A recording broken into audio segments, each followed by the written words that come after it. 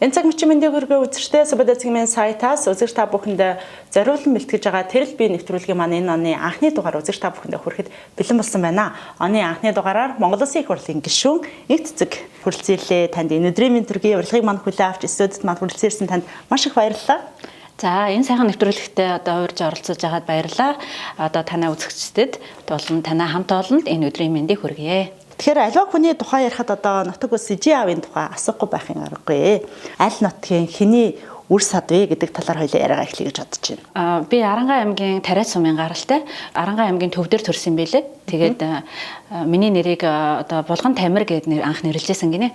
Тэгээд нөгөө аав ингээ бүртгүүлэхээ явж байхдаа за Булган Тамир ер нь энэ эрэгтэй хүүхдийн нэр байна. Энийг ер нь Солио гэдэг тэгээд Эг Цэцэг гэх нэртэй болгосон гинлээ. Тэгээ манай аав Мөгчлөн гэдэг Арангаа аймгийн Тариа сумын тоосхны үйлдвэр гэдэг. Тэгээ тухайн үедээ бол маш эрчимтэй ажиллаж байсан тийм үйлдвэрийн дарга хийдэг байсан манай.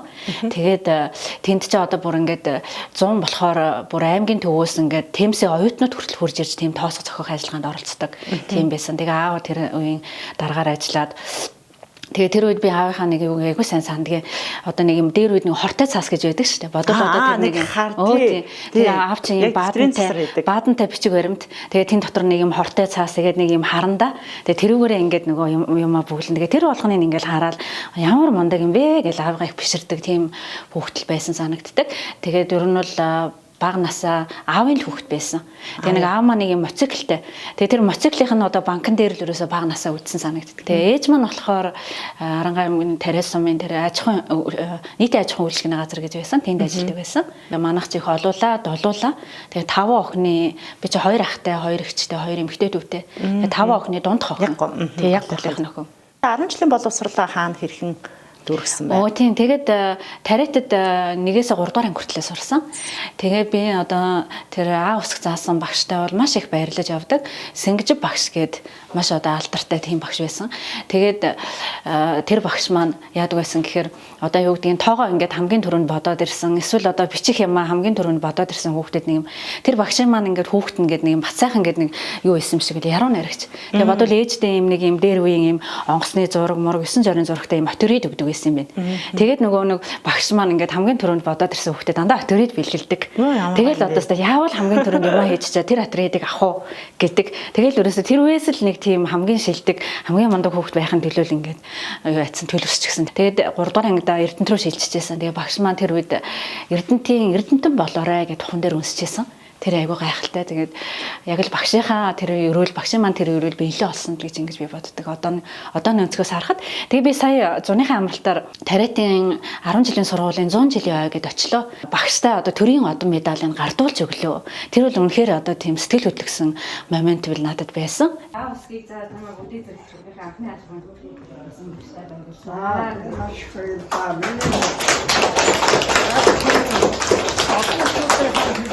Ишин хийж үтээгээрээ улам их сураарай. Их сайн хүүхэд шүү дээ. Насаж удаан заргаарай. Тэгээд багш маань ингээд нэлээд өндөрс насалчихсан. Айгүй сайхан тэрвэл гайхалтай мөч байсан миний хувьд л. Их онц сурдаг хөхтэй юу 10 жилтэй. Багдаал тэр сэнгэж багшил ингээд нөгөө онц сурдаг болгоод юу ийцсэн юм шиг төлөвлөсөн. Тийм. Тэгээ би бас нэг юм аягаар дурсахыг хүсэж байгаа юм л да. Тариатад тэр 1-р ангид ороход манай ээж маань Тариатын нөгөө дэлгүүрт ингээд айгүй олон ном ирсэн юм билээ. Зохиолын номнууд үлгэрийн номнууд. Тэгээ бараг 10-аад ийм үлгэрийн номнууд тэр 1-р ангид орж байхад надад авч өгөөд. Тэгээ би тэрийг эмээдээ уншиж өгдөг. Тэгээ эмээдээ уншиж өгөөд эмээ оронд нь надад болсон явдал ярьж өгдөг. Тийм юу байсан. Тэгээ тэр их айгүй тийм төлөвшүүлсэн юм байна даа л гэж их боддог. Эрдэнэтэд 3 дугаар 8 жилийн сургууль гээд гэр хорооллын сургууль шилжиж очижсэн. Баярат багш гээд манай багш маань байсан. Тэгээд тэр үед чинь бас л тэгэл тасралтгүй л ерөөсөө л онц сурах хэвээр гэсэн тийм л шилдэг оюутан байлаа. Тэгээд 9-10 дугаар ангид болохоор хотын төвийн сургуульд шилжиж сурсан. Тэр хотын төвийн сургуульд Сэнсайхан багш гээд бас маш их мундаг багш байсан. Оросд сургууль төгссөн.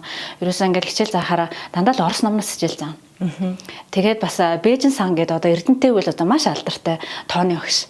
Тэгээ Бээжин сан багш, Шинсайхан багш хоёрын шай болсондоо хоёрлдаг. Тэгээ би Бээжин сан багш тэгдэг байсан аахгүй. Багшаастаа би том болоод хүүхдээ болохоор ингээд танд шав оруулна гэж тэгдэг. Тэгээд Шинсайхан багш хээ бархан минь та чиний хүүхэд төрж яхад би одоо амьд байх юм болоо да гэж. Одоо тэгтээ Бээжин сан багш манд байдаг. Эрдэнтийнхэн бол андахгүй сайн. Тэр хүний гаруул маш олон хүн одоо өсөж өндөөж ялангуяа тооны одоо хичээлд бол маш сайн болдог тийм багш байсан. Сургуулаа төгсөөд ихтэй сургуультай орсныхаа дараа бас Монголд ажлын гараа эхэлсэн тий.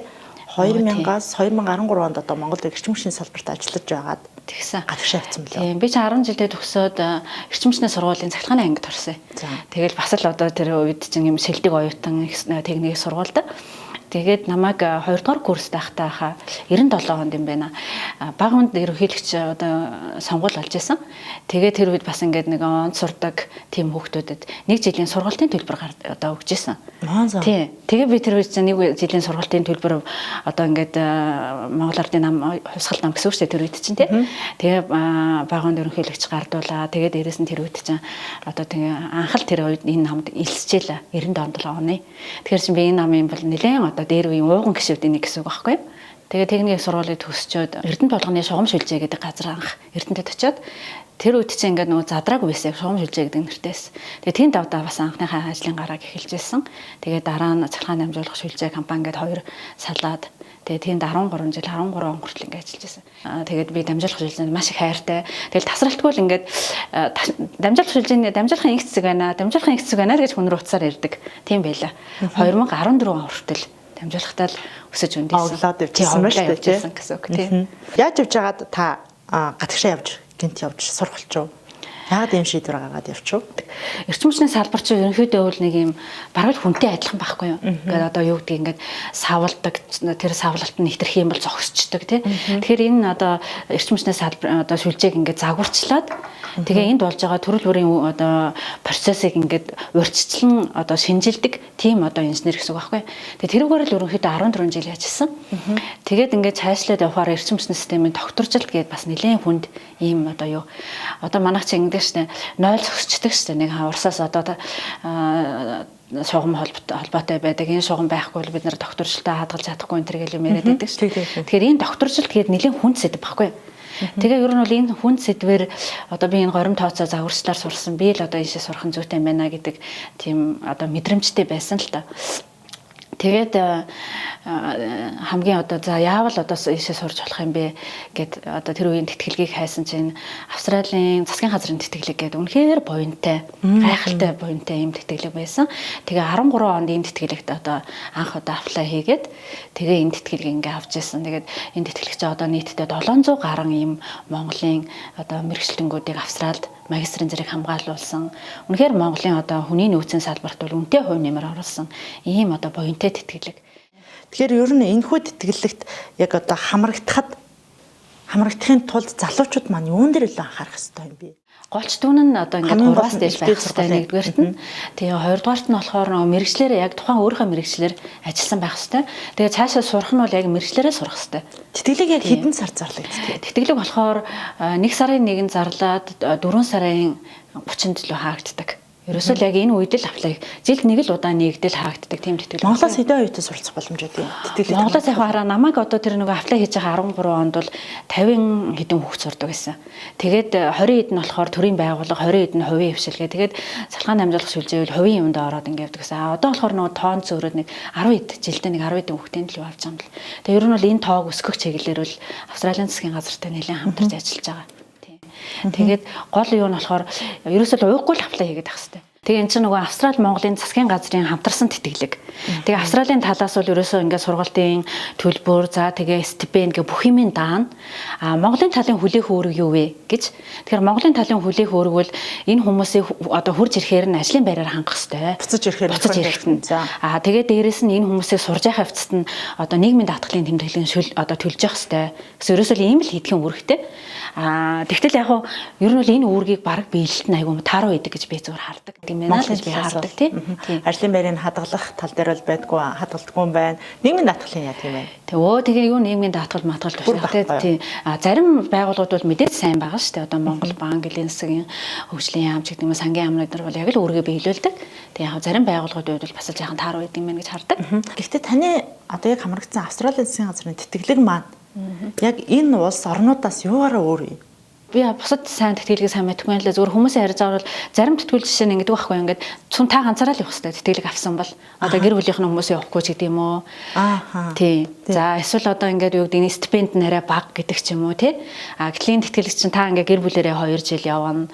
За тэгээ гэр бүлийнх нь хүн нь одоо очиод ингээд бүрэн ажиллах хэрэгтэй. Дээрээс нь хүүхдүүд ч очиод тэнд үн төлбөргөө сурна тий. Үн төлбөргөө 2 жил сурчин тий. Тэгээд тэтгэлэг нь бас боломжийн. Тэгээд чи боддоо ингээд Монгол улсын 700 гаруй хүнийг ингэж одоо тийм мэрэгжлийн дээшлүүлсэн ийм буянтай тэтгэлэг байгаа байхгүй юу? Австралийн засгийн газрын тэтгэлэгтээ одоо суралцж байх хугацаанд магистрийн тэтгэлэг. Тэгэхэд бол докторийн тэтгэлэг авсан гэдэг энэ талаар та жаахан дэлгэрэнгүй мэдээлэл өгвөл болох уу? RMIT гэдэг сургууль сурсан л да. Тэгээ RMIT-ийн нэг гоё юм нь ийм 4 хичээлийн оронд нэг ширхэг research авч болдог судалгааны ажил. Тэгэхээр 4 хичээлийн оронд тэгээд тэр судалгааныхаа хүрээнд би чинь 2 пейпер бичээд тэгээд тэр 2 пейперийн нэг нь болохоор Италид очиж хуралд нь очиж танилцуулга хийгээд нэг нь болохоор Синзеландд очиж ингээд танилцуулга хийсэн. Тэгээ магистр сурж байгаа. Тийм. Тэгээ би чинь master by coursework гэдэг юмар сурж байсан шүү дээ. Тэгсээр нь ингээд судалгааны ажил хийгээд тэгээ 2 пейпер бичээд тэгээ бүх хичээл дээр ингээд high distinction ингээд авахар чинь сургууль чинь ингээд одоо энэ чинь одоо үнэхээр сайн сурлаа. Тэгэхээр та одоо ингээд дээрэс нь ингээд сургуулийн нэрийг гаргаад ингээд олон улсад нэрийг гаргаад ингээд пейпер сургуулийнхаа нэрийг гаргаад ингээд 2 жоронд очиод ингээд армитагаас ингээд юугаа танилцуулсан байна шүү дээ. Илтгэлээ те.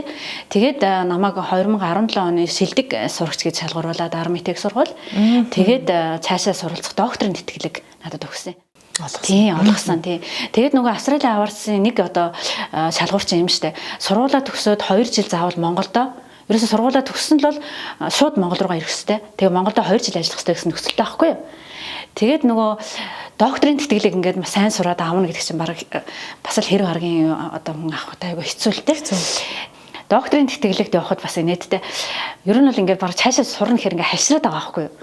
Бүр ингээд тэр магистрийн сургууль чинь бас л их чанга байсан болохоор тэгээд бараг сурах уу яах вэ гэдэг яа яаж одоо дахиж 3 жил сурнаа гэл ингээл хайшраал тэгээд нөгөө Монголд ирсэн байхдаа за ер нь одоо Австрали руу дахиж сурахаа болио Монголдо доктор хамгаалчаа гэд тэгээд ер нь л яа дахиад 3 жилчлаад байна шүү дээ тийм дахиад 3 жилстай махаа зулгаан чи махаа зулгааж байгаа юм л та тэгээд 3 жил дахиад сурна гэхээр бараг ингээл хайшраал тэгээд нөгөө нэг техникийн сургууль дээр ингээ очиод одоо ган төмөр гэдэг одоо надад яг энэ горим тооцооны хичээлийг заасан багш байдаг байхгүй тэгэл нөгөө багш нар очиод за багшаа би одоо ингээд Австралийн аварцаар ингээд магистр хамгаалаад ирлээ. Тэгээд ингээд цаашаа явах докторийн тэтгэлэг авах боломж байна. Ингээд тэгтээ би ингээд сурна гэхээр бас айгаад байна. Бас ерөөсөө Монголдо доктор хамгаалж та намайг одоо удирдахчаач гэгээд багштай тэглээ. Тэгсэн чинь манай багш тэгээд тэр манай багшийн тэр хэлсэн үгийг бүр үнэхээр гайхамшигтай үг гэж хэлдэж шээ. Боддөө шээ. Багш маань гэсэн аахгүй. За инхээ чи нэг хаалгаа хаадаа гэлээ. За хаалгаа яасан. Тэгээд би чиний багш шүү гэлээ. За гэсэн чинь за ингээд багш хүн одоо ингээд шавьяас юм гууж байгаадаа бол ба ичиж байна. Гэхдээ би энийг бол одоо тэ энэ Монгол улсын төлөө би одоо шавьяасаа гууж байна. Гэтэ би юу гэдгсэн чинь багш нь чамаас гууж байна. Чи хэрвээ цаашаа энэ докторжил гээд хүн сэдвэр сурах юм бол чамайг дагаад Монгол ногоорно гэж багш маань тэгсэн.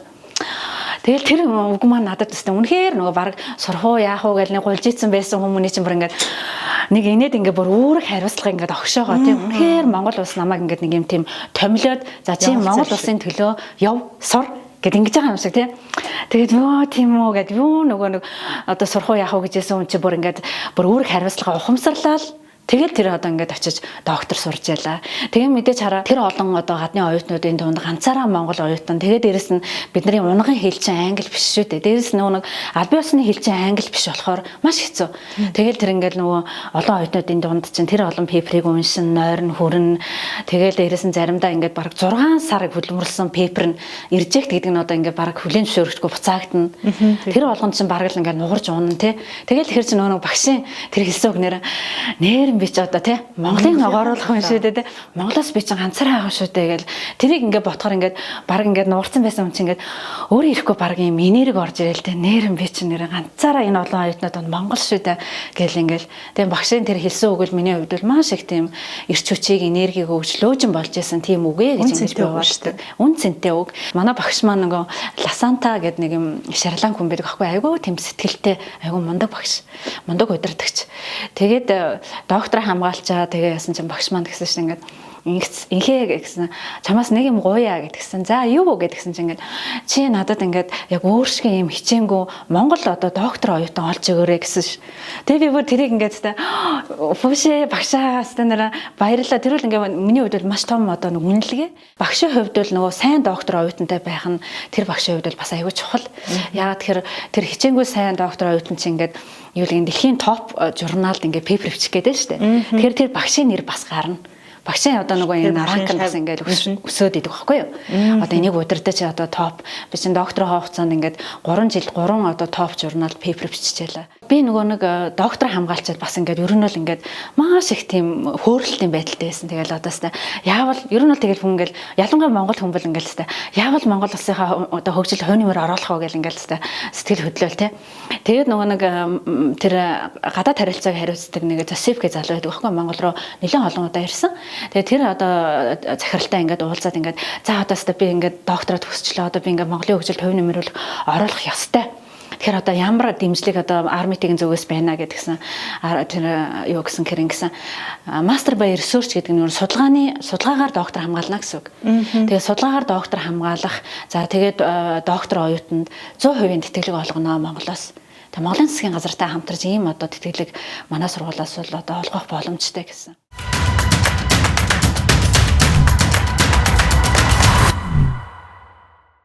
Та яаж яваад ирнэ? Монгол Ардын намын жагсаалтын 2-оор ороод ирвээ. Яаж яваад энэ намтай холбогдчихв?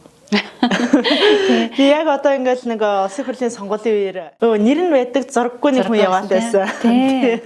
Харин айгүй олон хүмүүс ингээд асуугаад байдаг байхгүй. Одоо ч гэсэн ингээд зүгээр л манай найзууд хүртэл ингээд хүшээ чи жагсаалтанд орохын тулд хэдэн тэрбумыг өгсөн. Гэт би бүр юу яриад байгаа юм бэ? Юу тэрбум хэрэг чинь. Үгүй одоо наад жагсаалтанд орохын тулд хүмүүс чинь ингээд 10 тэрбум яасан тэгсэн гэд тэр би бүр гайхаад үгүй тийм байхгүй шүү. Үгүй өстэй тийм байхгүй наад. Наад чинь юу тэр 10 тэрбум юу тийм байхгүй шүү. Тэгээд яг тэр угаасаа нөгөө зураггүй явсан гэдэг чинь яг зүг байхгүй юу? Тэгээ яг нөгөө нэг Монгол Ардын намын жагсаалтын одоо яг тэр нэр зарлагдахын өмнөх өдрөл надтай холбогдсон. Тэгээ эрчим хүчний салбараас холбогдсон над руу. Тэгээд ингээд ийм одоо Монгол Ардын намын ийм жагсаалт гаргаж байгаа. Тэгээ энэ жагсаалтандаа бол одоо юу гэдгийг яг ингээд мэрэгчлэрээ олон улсад ингээд ажиллаж байгаа тий. Одоо ингээд докторын зэрэг хамгаалсан ийм хүнийг одоо оруулах гэдэг юм байна. Тэгээ та чи одоо материалаа өгнө. Тэгээ би тэр үед л ингээд за бараг л худлаа үсттэй. Итгэхгүй угаасаа итгэхгүй шүү дээ. Тий. Хизээ одоо нэг улс төрд ингээд зүгээр нэг юм докторууд тий. Дээрээс нь ингээд мөнгөгүй. Дээрээс нь одоо ингээд зүгээр л одоо ингээд ажиллаа хийгээ явж байгаа юм хүмүүс тий. Егэл жирийн юм инженерүүд, эрдэмтэн судлаачид бараг л үнэмшихгүй шүү дээ. Бараг хэр бараг үнэмшихгүй шүү дээ тий. Тэгээ би бараг л ингээд үнэмшээгүй. Тэгээд за яах вэ гэд ингээд материалаа өгцөн. Тийм материалаа өгч төгсөө. Тэгээ одоо нэхэд байгаа юм чинь өхөөс. Тийм тэгээд яах вэ? За яах вэ гэл ингээд өгчөөл. Тэгчээл нөгөө ингээд угаасаа л ажилтаа юм чинь тэгчээл маргааш өглөө ингээд 8 цагт тасан чинь манай хөр ингээд хүшээ 2-т гээл гисэн чинь тэгэл бүр ингээд стандараа баг ингээд бүр ингээд зүрх савлцсан ингээд бүр сандраал ингээд хүшээ арай гүйэл гэдээ тоглож байгаа илгүй дээ гэл ингээд бүр ингээд тэгэл ингээд одоо яах одоос ямар балаа юм бэ гэл ингээд сандарч байгаа байхгүй.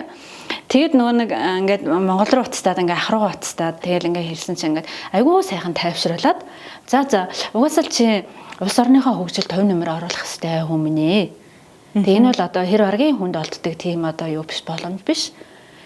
Тэгээ ингэж одоо өндөр босрол эзэмшээд хүний нутагт ажиллаж байгаа орон чи хурж ирэл одоо юу чадгаа үзүүлэх ийм одоо боломж гэл ингээл тэгэл нөгөө ахтайгаа ярьсан чинь арай жахан тайвшраал тэгээд дараа нөгөө компанийнхаа захирал руу ярьж байгаа одоо Австралийнхаа компани руу тэгэл одоо инглээ гээл тэгсэн чинь бас ингээл нөгөө амар баярлж хүлээж аваад хүшээ энчестер хэр харгийн хүнд тэг яг тэр захирал маань болохоор юу гэж ойлгосон гэхээр за 6 сарын 28-нд эсвэл чи ингээд цаашаа 4 жил алга болох юм байна эсвэл чи тэгээд 6 сарын 28-нд сонгогдохгүй буцаад ирэх юм байна тийм тэгээд би айгу харин тийм одоо гэсэн чинь тэгээд эн чинь бол айгу боломж хүнд өстэй хэр харгийн хүнд оролдохгүй боломж инхээ гэл ингээл тайвшруулаа. Тэгээд ингээд жоохон тайвширч байсан. Тийм л одоо юутай. Тэгээд бол би маш их баярлдаг. Маш олон хүмүүс л тэгж хүсдэг үстэй тий. Нэг эгэл жирийн инженерүүд, эрдэмтэн судлаачид одоо тэр нэг улсын хурал суугаа бидний төлөөлдөг болоосай гэж бид нар ч гэсэн хүсдэг, таа ч гэсэн адилхан хүсдэг л байсан шүү дээ тий. Тэгээд тэр хүслийг биелүүлсэн тийм шийдвэрийг бүр гайхалтай шийдвэрийг гаргасан. Тэгээд ямар ч байсан энэ нэг чагсаалтаар орсон энэ одоо хаалгыг энэ үүд хаалгыг дараагийн одоо судлаачид дараагийн эгэлжирийн инженерүүдэд нээлттэй байх юмсаа энэ нэр хүндийг энэ одоо алдахгүй байх юмсаа гэдэг үүднээс л одоо айгуу тийм өөр хариуцлага ухамсарлчаал ажиллаж байгаа. За чагсаалтын хоёрт орсноо мэдлээ. Ажлаа мэдээж ажлаасаа одоо гарчаад ирж байгаа шүү дээ тий. Тийм тэгээд ажлаас яг ингээд онгоцны бодол дээр ч юм уу онгоцон суугаад ч юм уу за магадгүй одоо тий Чингис хаан олон улсын нисэх бодол дээр онгоцноос буухад яг ямар мэдрэмж төрж исэн юу бодож исэн яг тухайн үеийн момент руу бас эргээд аялал та хоёлаа. Тэгээ би бас нэг юм ингээ аяг хэлэх гэсэн юм л да. Яг жоохон ингээд нөгөө Монгол хүн л одоо тий энэ жижигхэн Монгол улсыг юм сэтгэлдээ тээж явдаг байх гэж би дандаа боддог шүү дээ. Ер нь бол тэгээд мэдээж хараа би тэр чин одоо Австралийн компанид ингээ ахлах инженер ажиллаж байна. Ахлах инженер хийж байгаа шүү дээ. Тэгээд мэдээж ингээд 90 онд бол одоо принципал гэдэг инженер тэгээд техникал директор ингээ партнер гэдэг ингээ явдаг байхгүй юу? Ер нь ингээ тасралтгүй л өсдөг. Тэгээ биш одоо тэр тэнд ч одоо гэр орон маань тэнд байна. Бараг 10 жил шахав тэнд амьдарсан гэсэн чинь бүр ингээ суурьсан гэсэн үг шүү дээ. Гэтэл зүгээр чи боддоо ингээд Монгол улс одоо тийм улсынхаа хөгжилд хувь нэмэр оруулна гэдэг бол юутай зүрлэхийн аргагүй. Тийм учраас одоо тэнд байгаа ингээд бүхэл юм хаяал тийм энэ Монгол улс намайг дуудаж байна. Эх орондоо хувь нэмэр оруулна гэдэг ингээд эх оромын дуудаж байна гэдэг ингээд маш их тийм өөр хариуцлага ухамсарлал ингээд тэгээд мэдээж ингээд айвуух сэтгэл хөдлөж байгаа байхгүй юу. Тэгэл хэвээр Монгосонд ингээд суугаа авч явахдаа хэвээр би очиод хэвээр тийм юм тэг ингээд хэвээр тэгээ ямар ч байсан ингээд намайг үнэхээр ач холбогдол өгөөд ингээд дуудлаа. Тийм учраас би энэ итгэлийг алдаж болохгүй. Энэ итгэлийг би айвуу тийм өндөрт өргөж явах хэвээр үнэхээр л өөрийнхөө чадсан сурснараа энэ одоо улсын төлөө хувь нэмэр оруулах хэвээр гэл ингээл айгүй тийм сэтгэл их хөдөлж исэн нулимс одоо үнэхээр л нулимс тусалж исэн тийм момент байсан. Тэгээд айгүй удаан одоо хүний нутагт ингээм амьдарчаад их орондоо эргэж ирж байгаад бол их сэтгэл хөдөлж исэн. Таны дээр тангараг өрхтэй гоё ингээд нүүр дүрм шийдсэн бас бахархаж байгаа байдалтай тийм зураг байсан тий. Яг тэр үед яг юу бодож исэн? Ижи аав хандхаа бодож исэн үү? Тийм. Ер нь бол яг би нөгөө ийм л дээ. Айгуу тийм нөгөө сэтгэлийн хөдөлгөөнтэй одоо ингээд ямиг ингээд дандаа л тийм өөдрөгөөр ингээд юу яадаг. Тэгээ тэрийг ингээд нөгөө нэг тасралтгүй ингээд өөртөө барьж явахыг хичээдэг. Тэгээ тэр маань ягаад гэвэл хүнд ингээд нэг тийм энерги ирчүүч өгдөг байхгүй юу? За тий. Одоо ингээд тий. Эх орондоо эргээд ирлээ шүү дээ. Чамайг эх орон чи одоо юу чадгаа үзүүлгээд дуудлаа шүү дээ. Одоо тий. Найд минь одоо ажлаа хийдээ л гэл ингээл тий. Тэгэж ингэж бодож. Тэгээ би энэ бодлоо ингээл тасралтгүй л барьж явах юмсан гэж ингэж хичээдэг. Одоо ингээд ер нь бол тэр бодол хүнийг ер нь бол бодлол удирдчихэдэг тий. Тэр доктор сурж байхад тэр багшийн хэлсэн үг ингээл намайг удирж ийсэн байна.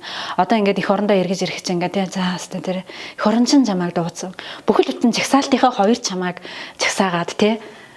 Үүрэг хариуцлага хүлээлгэсэн байх шүү дээ. Одоо чи минь хичээхээс өөрийгөө их хөдөл гэл ингээл маш их баярлж байсан. Тэгээ хүмүүс нутаг усаа айгүйх боддог. Тэгээ үнэхээр нутаг ус маань аав ээж минь тэнгэрээс харж байгаа манай аав ээж бол бас л нэлээд залуудаа аав маань их залуудаа өөд болсон. Ээж маань бас одоо яасан тэгэхээр аав ээж маань бас одоо ингээд тэнгэрээс намайг харж байгаа да ивэж энэ нутаг ус маань бас ивэж энэ л гэж ингэж нутаг усынхаа нэрийг аав ээжийнхаа нэрийг өндөрт өргөж явна даа л гэл ингээл бодсон тий. Их хурлын гишүүдийн өрөө ямар байдаг бол гэж иргэд бас их боддог байх. Таны өрөөгөр хамтдаа зочлбол болох уу? Оо болно шүү дээ. Ер нь л яг нөгөө бас бид нар ч гэсэн би ч гэсэн тийм л байдаг гэсэн тий. Оо одоо энэ хэдэн 76 ч ингээл жигтэйхэн тансаг өрөөнд суугаад л тий. Их эрхний ям бэдэлдэг мэдэлдэг гэл ингээл боддог. Хүн болгон л тэгж боддог байх л та тий. Яг ингээ бодит байдал дээр гүйштэй одоо ингээ жижигхэн өрөөнд суудаг штэ би тий. Тэгээд асуудал ахгүй манай өрөөгөр очлоорой. Тийм тэгээд ер нь бол тийм мөрөө тэр юм монд бол нэг ачаал бүгдлэх хэрэггүй л дээ. Тэр чинь бол зүгээр л яг хэрэгцээ. Тэгээд гол чухал юм чинь ажил байгаа байхгүй тий. Таны хувьд л одоо ингээд туслахтайгаа зөвлөлтөөгөө бүүнөрөө суудаг юм уу гэж харж байна. Тийм. Манай өрөө чи ингээд 18 м квадрат юм шиг байгаа маа тий. Ийшээгаа нэг 3 4 м ч байна уу. Ийшээгаа 5 ч юм нэг юм жижигхэн өрөө шүү дээ. Тэгээд энэ өрөөндөө болохоор одоо нөгөө нэг чагсаалтаар сонгосон гишүүд чинь нэг зөвлөгтэй нэг туслахтай. Тэгээ гуруулаа. Тэгэхээр гуруулаа л яг энэ өрөөндөө сууж ажиллаа их тийм зохион байгуулалтай байхгүй. Тэгээ ерөөдөө нэлээд жижигвтер гэсэн үг. Тэгтээ яг бас хахад ажгүй 3 хүний хувьд бол ажиллаа хийгээд авах бүрэн боломжтой. Тэгээ бид нар чинь анх нөгөө ингээд бид нарт нөгөө тавилга тарааж өгч нэг юм том ширээ, ажлын ширээ. Тэгээд нэг юм даргын ширээ гэдэг нэлээд том юм ширээ. Хөндлөн ширээ. Тэгээ нөгөө тэр хэдийн шин тавьчихаар ингээд энэ өрөөнд чинь баг нөгөө эргэж зайгүй юм болцдог байхгүй юу. Тэгэхээр би бид нар чинь юм даргын ширээ хэрэггүй нөгөө ширээгээ гаргаа тавиал. Тэгээд сүр энэ уулзалтын ширээтэйгээ ингээд тойр суугаад бид нар ч ажиллая гээл. Дэжгүй энэ чинь би л энэ өрөөндөө бол одоо жоохон дуртай болоод байгаа шүү дээ. Тэрийн талбайгаас амраа зэлцсэн байна. Тэг хурлын гишүүний өрөөндөөс байх хэрэгтэй. За энэ одоо нөгөө төрийнхөө сүнлийг бог дууд руугаа харуулад ингээд залчихсан. Ингээд сайхан. Ер нь бол би өрөөндөө маш их юутай байгаа штэ. Тэгээ одоо тангарах хөрөх ёслынхаа үеэр тэр сайхан зургуудыг ингээд авчихсан тий. Тэн дээр ингээд юу байцсан байдаг. Тэр нөгөө их хурлын гишүүн болчихоор одоо бичиг цаасны ажил маш их байна уу? Таны хувьд бол яхаа өмнө нь болоос нөгөө яг нөгөө сургуульдаа сурж байсан болохоор уншиж судлаад бол нэлээд сарцсан хөндөрл шүү дээ тий. Тийм. Ерөөсөө бичиг цаас бол тасрахгүй юм биш дээ. Ерөөсөө ингээл араасаа цаваал тий. Бараг л одоо зарим нь бол бүр ингээд уншиж ч амжихгүй тий. Зарим тохиолдолд ингээд хуралд орох чинь бараг ингээд нөгөө дөнгөж ороо суухаар л ингээд нөгөө урд ингээд баахан цаас овоолчихж байгаа юм. Одоо тэгээ харьцангуй нөгөө гишүүд маань ингээд энэ цаасуудаа урьчилж өгөөч бид нар урьчилж судалмаар байна гэдэг асуудлыг тавьсаар одоо харьцангуй ямар ч хэлсэн өнөөдөр хилцэх асуудал юм бол одоо өмнөх өдөр нь ингээд орж ирж байгаа. Тэгэхээр бас бид нар хуралд орохоос өмнө ямар ч хэлсэн нэг уншаад бэлдээ тий асуух асуултаа үйл бэлддэг саналаа үйл хийлдэг тийм одоо боломжтой ингээд цаасанд бол дарагдчихээн ер нь бол тий. Ер нь хүн одоо ингээд нэг шинэ газар ажилд орохдоо ч юм уу шинэ ажлыг хүлээж авахдаа зарим нэг хүмүүс л яг өөртөө маш ихтэй байдаг байх. За зарим нөгөө хэсэг бүлгийн хүмүүс бол одоо маш их үүрэг хариуцлага ирж байгаа гэдэг тэр жаахан сэтгэл зүйн хувьд айцтай байдаг шүү дээ тий. Тэгэхээр таны хувьд яг ингээд их хурлын гишүүнийхаа тангараа өргөсний дараа жаахан сандралын тэр байсан уу? Эсвэл ингээд сэтгэл зүйн ерөнхийдөө бэлдээд ирж гисэн байсан. Яг зөвтэй. Тийм. Мэдээж хараа хүн болгон тийм байгаа. Гэхдээ миний хувьд болохоор нэг би ч яг гол юм ингээд Монгол улс намайг ашиглаасаа гэл ингээд амар их асраад байхдаа боддог байсан гэсэн шүү дээ. Тэгээ ямар ч байсан би өөрийнхөө мэддэг юмны хүрээнд энэ юу одоо чадахыгаа л одоо энэ 4 жилийн хугацаанд заавал хийх ёстой доо гэсэн тийм ихтгэл үнэмшил байсан учраас ингээд тийм ямар ч хэлсэн ингээд ингээ ирч хүч одоо тийм урам зориг ингээд амтагдсан тийм байдлаар тэрнээс одоо ингээд нэг тийм айхмах яг зүгээр нэг юу гэдгийг за энэ улс төрийн туршлага байхгүй инээ тэрэ гэл энэ тий. Гэхдээ хүн ер нь бүх юмыг одоо ингээд жигд авч явна гэж бараг л айгүй хэцүү. Тэгэхээр яг ингээд нөгөө өөрөө чаддаг юмд л ингээд маш сайн фокуслаад ажиллаж яхад бус юм тэгээд учир нь олдондоо аянда. Тэгээс орондоо гэх тий. Тэгэхээр нөгөө зүгээр л ямар ч хэлсэн чаддаг юмараа л тулна одоо ажиллахыг л хичээ. Тэгж ажиллагээл болно гэж би л дандаа л тэгж боддог шүү дээ. Тэгэхээр таны хувьд одоо намрын чуулган завсарласан үеэр ямархуу ажил хийхээр төлөвлөж байна. Тийм. Би ч нэг чи мэдж байгаа те эрчим хүчний хуулиудыг эрчим хүчний реформын хүрээнд эрчим хүчний хуулиудыг шинжлэх ажлын хэсгийн ахлагчаар ажиллаж байгаа. Тэгээ тэрэн дээр маань баг нэг 20-од одоо гүйцэтгэх баг гэ байгуулсан 20-од хүн ингээд те өдөр шөнөгүй ажиллаж байгаа. Би ч хүртэл одоо ингээд нөгөө хурал маань ингээд нэг жоохон эрт хараад 2 цаг ингээд тархам. Лгөө өчтөр одоо тэднэр дээр нэг цагт очиод орой 6 хүртэл нөгөө идтэйгээ үзэж байгаа байхгүй ингээд. Тэр ажил маань маш эрчтэй сайн явж байгаа. Нэг одоо бол нэг 2 сар хагасны хугацаанд ингээд ажиллаж байна. Тэгэхээр бид нар хаврын чуулганаар оруулна эрчим хуулийн шинжилгээг оруулна гэсэн төлөвлөгөөтэй ажиллаж байгаа. Тэгэхээр би одоо яг энэ завсарласан үеэр л ерөөсөө л тэнд офислол нөгөө эдэн хүмүүстэйгээ л ингээд тест ажиллана гэсэн тийм төлөвлөгөөтэй байгаа. Тэгэхээр миний хувьд л завгүй байна тий. Тэгэхээр эрчим хүчний салбар дээр бол одоо иргэд сонгогч болон танай салбарын таньдраас баггүй найзлахыг бол тавьж байгаа. Тийм. Ер нь л яг эрчим хүчний салбарт ингээд маш олон жил ажиллаж байгаа улсын хурлын гишүүн болсон тийм хүн ер нь бол өмнө нь хойр л доо. Яг нэг зөө тий. Тэр утгаараа нөгөө ингээд чуулган болсон за нөгөө манай эцэг маань үг хэлээсэй ч гэдэг юм уу тий. Салбарынхаа төлөө юм хэлээсэй. Одоо ингээд нэг байнгын орон дээрээ ч гэсэн салбарынхаа төлөө юм хэлээсэй гэх. Тэгээ би үл хараа надад ямар мэдрэмж ингээд төрдөг вэ гэхээр тэр одоо нөгөө үг хэлэх тэр минут бол өнөөдөр миний одоо минут биш ээ. Өнөөдөр тэр минут бол энэ одоо эрчим хүчний салбарынхны тэр үгээ хэлэх, тэр салбарт байгаа асуудлыг шийдэхийн төлөө дуу хоолой хүргэх тийм одоо минутаа гэдэг утгаараа би тэрийг салбарынхаа төлөө маш сайн ашиглахыг л ер нь бол зорж байгаа. Тэр маань их чухал юм билээ. Тэгээд ер нь бол ийм юм билээ. Яг нэг удаа ярьснараа тухайн асуудал шийдэгдэхгүй жиж болно. Гэхдээ л ингээд яриад байна гэдг нь бусад гишүүд бас ойлголттой болно. Ард түмэн ойлголттой болно. Тэгээд тэр маань дараагийн шатанд ингээд шийдэгдэх зам нь ингээд явах юм байлээ л дээ. Тухайлбал одоо ингээд сая 2025 оны төсөвдөр гэлдэгт чинь ерөөсөө л эрчим хүчний тэр минутаа бол би бол ямар ч байсан энэ салбарынхаа төлөө бол 100% ашигласан л гэж бодоод байгаа. Цаашдаа ч гэсэн ер нь ингээд ямар ч байсан өөрт оногдсон минутаа бол энэ салбарын асуудлыг ярихын төлөө шийдэхийн төлөө байнга л одоо ашиглана гэсэн тийм л бодолтой байгаа. Тэгээд салбарынх нь хувьд бол маш их хүлээлттэй байгаа. Тэгээд тэр хүлээлттэй хувьд бол миний хувьд бол бас л өндөр том хариуцлага тэгээд тэр одоо ухамсарлал ингээд хичээгэл ажиллана гэж бодож байгаа. Одоо энэ салбарт нөгөө зарцуулж байгаа мөнгө нь бараг айгүй бага тий. саяны 25 оны төсвийн хилцүүлгээс ингээ харахаар юу харагдсан бэ гэхээр яаманда тий тухайн салбартаа ахиухан одоо нөгөө юм төсөв тавиулахын төлөө юм нэг уралдаан маягийн юм л болдгийм байх гэж харж байгаа байхгүй юу. Тэгээ тэгэж бас болохгүй шүү дээ тий ингээд. Тэгэхээр энийг бол ингээд нэг нэгдсэн байдлаар за энэ асуудалнуудаа нин тулгамдсан байна гэдгээр төлөвлөж явахгүй л энэ салбар стил одоо тэр эдийн засгийг боомлсон өвөлдөө хэрэглэгчээ тасалсан хэвээрээ л байна. Тийм. Гэхдээ яг харьцангуй одоо ингээ бөөрөлжөөт орж ирж байгаа болохоор нэг хэсэгтэл юу яана л да. А гэхдээ л би нөгөө түрүүн хэлсэн шүү дээ тий. Энэ нөгөө өсөлтийн хурд чинь амар байна. Жилд 200 мегаватт өсөж байна. Гэхдээ энэ бол бодит өсөлт биш. Жилд 300 400-аар өсөж байгаа учраас бөөрөлжөөтийн 300 ч юу ч биш байхгүй юу. Тийм. Өмнөх жилүүдийг бид нар яаж аргалсан бэ гэхээр хөөрхийн нөгөө одоо байгаа эдийн станцуудаа өргөтгөж байгаа үдийн хүртэл энийг том бүтээн байгаад явуулсан. Одоо ингээд тулцсан. За одоо нэг хэсэгтээ нэг 2 жилдээ нэг бөөрөлжөд ингээ яах юм шиг байна. Тэгэл цаашаа байхгүй. Тэгээ би хамгийн гол нь хэлээд байгаа. За хүүсвэртээ ингээ бөөрөлжөд нэг хэсэгтээ нэг жилдээ аргалах юм шиг байна. А тэгтэл нөгөө дамжуулах түгээгшүүлжээ чинь хит ачаалагдсан. Одоо хэрэглэж холбож чадахгүй байгаа байхгүй юу?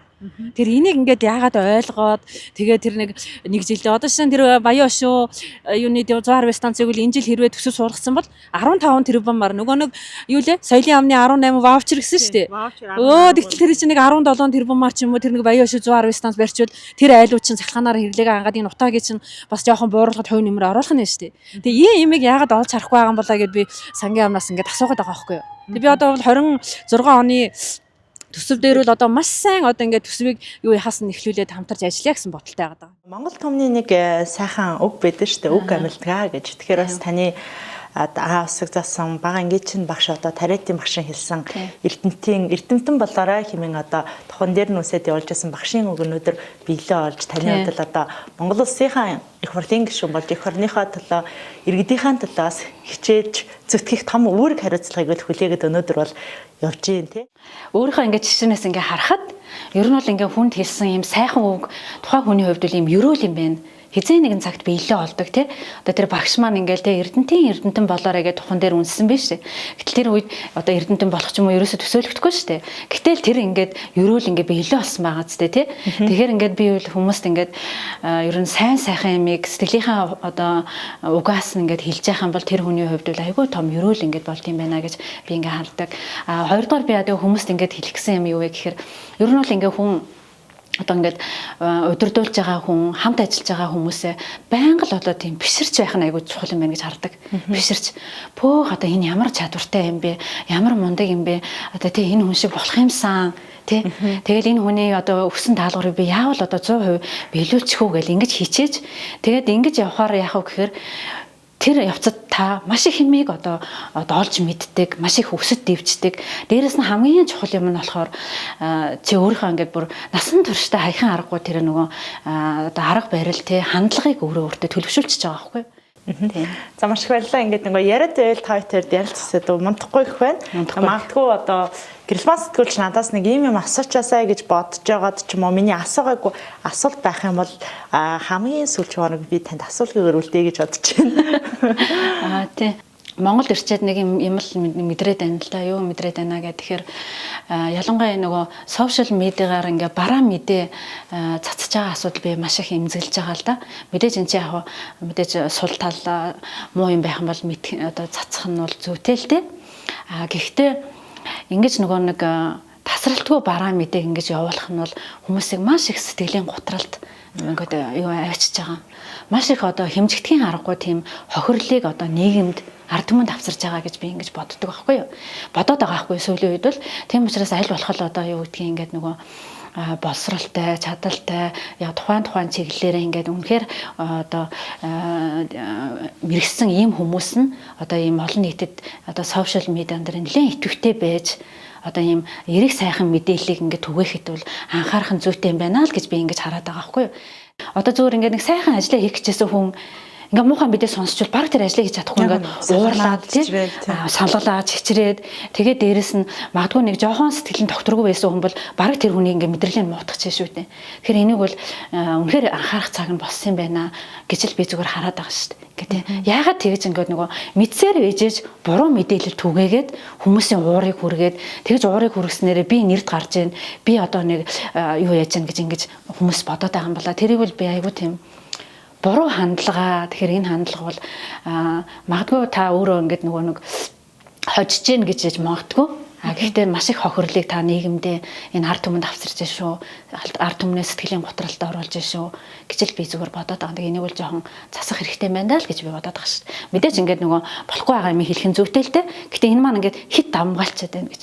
Тэгэхээр ингээд нөгөө болж байгаа бүтэж байгаа сайхан юмнуудаа тэгж хүнийг нөгөө сэтгэлийн хувьд ингээд яхаа өргөх. Яг бол хүн гэдэг чинь сэтгэлийн л амьтаа. Өнөөдөр чинь маш сайхан ажил хийх гээл ингээд сууж идэл аимшиг мохоо мэдээ сонсчихвол баг ингээд нөгөө ажлыг хийж чадахгүй салганаа цэцрэх байхгүй тийм. Тэгэхээр би бол юм ингээд дандаа тийм нөгөө сайн талаас нь харахыг хичээж тэрнээсээ айгуу тийм ирчүүч авч ингэж явдаг. Тэгээд би ирснээсээ хойш тийм мэдрэмжийг бол аваад энийг өөрчлөх юм байна хэрэгтэй байна даа л гэж ингэж боддог. Тийм. Тэрийг хэлье гэж бодож байна.